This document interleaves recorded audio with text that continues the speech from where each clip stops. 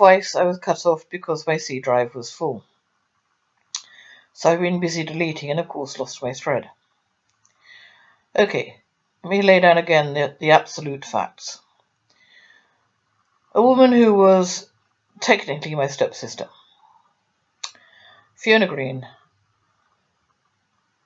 was murdered. I said this in many earlier tapes. I now have to upload a series of 3, unfortunately, recaps of much older tapes. It is not established fact that she was murdered. I was at her inquest, and the inquest notes, while I have no medical qualifications whatsoever, I concluded that she was drowned. Based on general knowledge and the fact that I did take the inquest notes, I was at the inquest. Cause of death in the end was unestablished. They could not establish a cause of death. Not drink, not drugs. She was 27 and in pretty good health. She died opposite a hospital. When I say opposite, I mean about 100 yards, something like that. 300 yards at the most. And she was only about 7 stone, so could have been carried there. The man who was definitely present at her death, Robin Stoddart, failed to call for help. He could have easily carried her to the hospital. Didn't call for help until, well, what would it have been? I don't know, 9:15 in the morning. She was pronounced dead at 15:15. And it wouldn't have taken them long to get from the hospital, the Royal Southamptons, to number 19 Cranberry Avenue, Southampton. Now, the unfortunate fact about that is that my father phoned me from an unknown landline, not his own, at 7 a.m. And he told me Fiona was dead, which left forever afterwards the question in my mind as to how he knew. And what put the tin lid on that was that he told me that Fiona's mother had told him Fiona was dead. This is at 7 a.m. She was pronounced dead at 9:15 a.m., well over 2 hours later, and her mother, in point of fact, was not told that she was dead until approximately 3 in the afternoon, certainly not earlier than that. At least 8 hours after my father's phone call.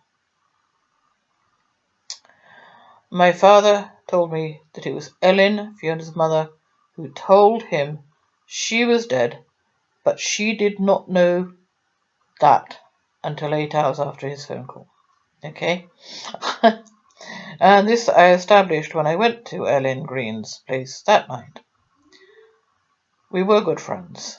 And I commiserated with her over Fiona's death, and her first question was, how do you know? And I said, well, my father told me. And she said he couldn't have. The police only phoned me a couple of hours ago. This was sometime in the early evening, so as I say, the earliest Ellen knew her daughter was dead was 3 p.m, and it was the police who told her. But my father knew before an ambulance had even been called at 7 a.m. For these reasons, I attended Fiona's inquest. And because Ellen herself wasn't really well enough to go and didn't want to go. It is established fact that I was there. My name is on the inquest notes as being present there. I took copious notes. I noted that, as I say, I'm not a medically qualified person. Her lungs are 3 times their normal weight. Her abdomen was distended. Her bowel was distended. I'm going from memory, I haven't got the notes to hand. The contents of her stomach were in her trachea, and yet it was noted that she had not choked. So from what little I do know, I wondered if perhaps, in the process of being drowned, the gag reflex which drowning people have would have forced the contents of her stomach into her trachea. I must admit, with what little medical knowledge I do have, I would have thought perhaps her esophagus, not a trachea. But there we go.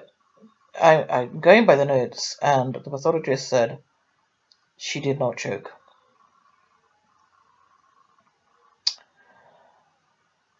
And no drink, no drugs in her system. And no established cause of death. They never came to a conclusion as to what had killed her at all. What happened at the very end was, I was sat there listening. They whispered among themselves, "Closure for the mother," and they put it down as sudden adult death syndrome, although the pathologist had stated clearly that she had no heart defects whatsoever. Her heart was fine. She's 27. Now, whether she did or didn't die of drowning, which is my conclusion, and how easy that would be given that it would appear at least 2 men were there. How very easy.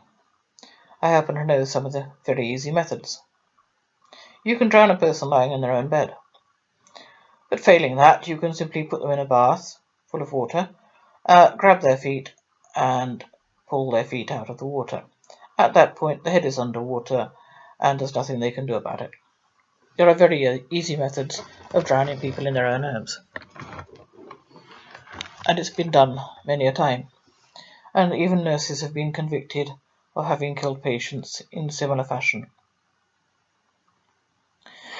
That, to my mind, is a possible cause of death, and it certainly wasn't SADS. And they never thought it was. I was sat there the whole time, listening. They never thought it was SADS. Closure for the mother, SADS.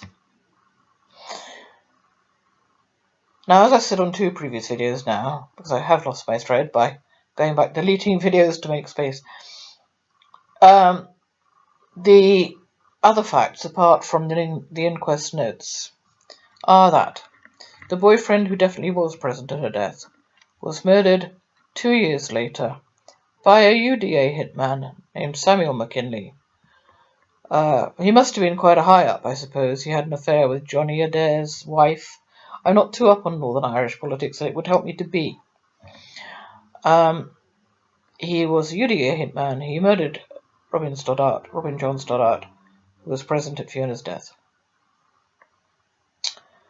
Murdered him by a traditional UDA method,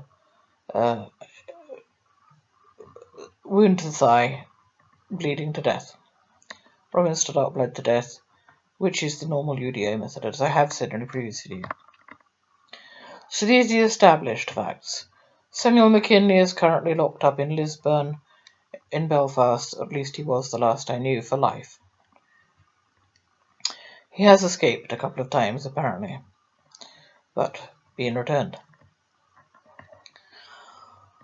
Now, unfortunately, the established facts of the inquest notes that Robin John Stoddart was murdered by Samuel McKinley, hitman for the UDA, that there was drug involvement, but Fiona didn't have any in her system. Those are the established facts. What I can never prove, now that Ellen is dead, is the conversation which took place between my father and I at 7 a.m. on the morning of her death. And that, of course, was what gave me the screaming abdabs.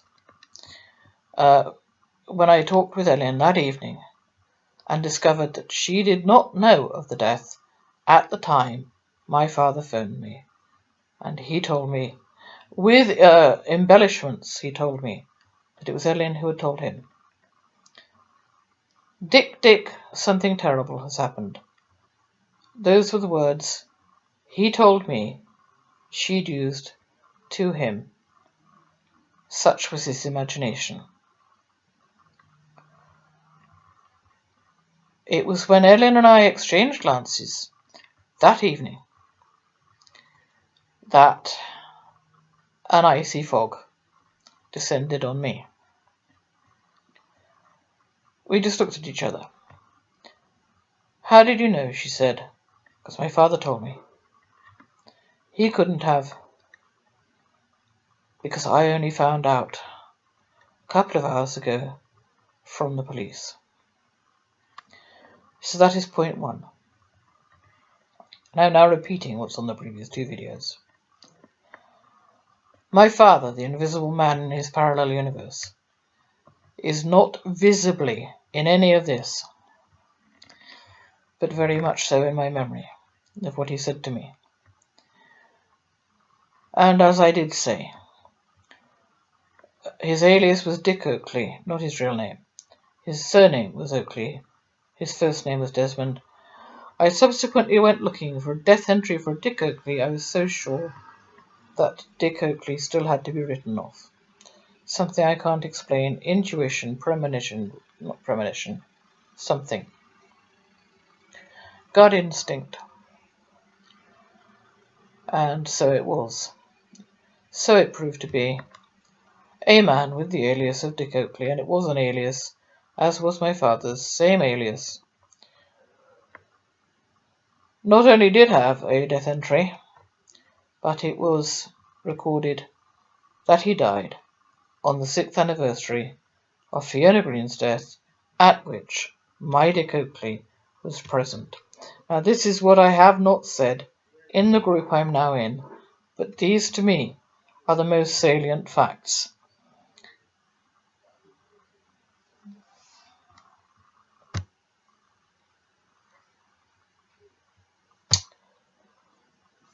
I've got to stop. Has it stopped?